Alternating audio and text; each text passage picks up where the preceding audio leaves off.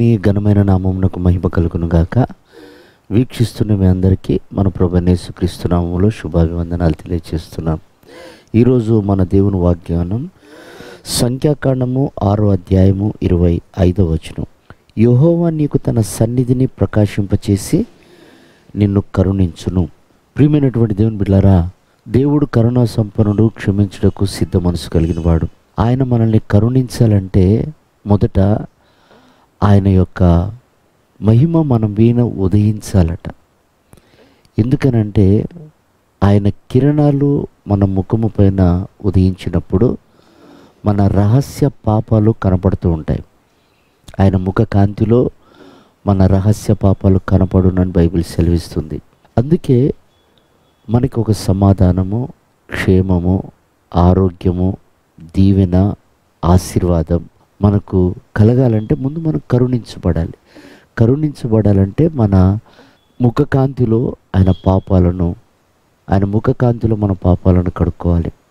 ప్రియమైనటువంటి వారలారా, చూడండి, యెరూషలేమునట దేవుడు తన దీపకాంతిలో పరీక్షిస్తాడని బైబిల్ సెలవిస్తుంది. దేవుడు పరీక్షించేవాడు, పరిశోధించేవాడు.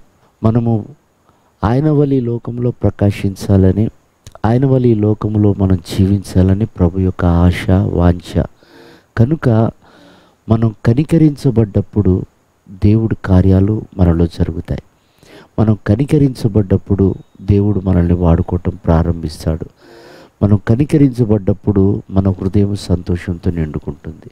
కనుక ఆయన ముఖ కాంతిలో మన రహస్య పాపాలు కనపడ్డప్పుడు వాటన్నిటి కూడా మనం తొలగించుకోవాలి.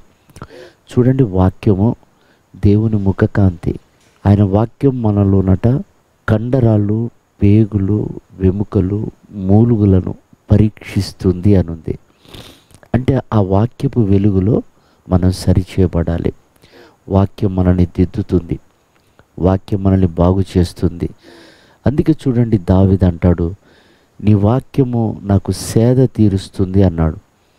నీ వాక్యం వలన నేను బ్రతికాను అంటాడు. నీ వాక్యం వల్ల నాకు నెమ్మది దొరికింది అంటాడు. అంటే ఇవన్నీ అతడు సంపాదించుకోవటానికి తనలో ఉన్నటువంటి చేదునంతా తొలగించుకున్నాడు. కనుక ప్రియమైన వారలారా, దేవుని యొక్క ప్రకాశమానమైన వెలుగు మనపైన ఉదయించాలంటే మనలో చీకటి తొలగిపోవాలి. అప్పుడే మనము దైవ పోలికలు కలిగి ఈ లోకంలో మనం జీవించగలుగుతాం. నిశ్చయంగా ఈ చివరి దినాల్లో వాక్యానికి ప్రాధాన్యతనిస్తూ వాక్యపు వెలుగులో మనం సరిచేయబడుతూ ఆయన రాకడకు ఆయుధపరచబడదాం. ప్రభు అట్టి కృప మనందరికీ దయచేయను గాక. ఆమేన్.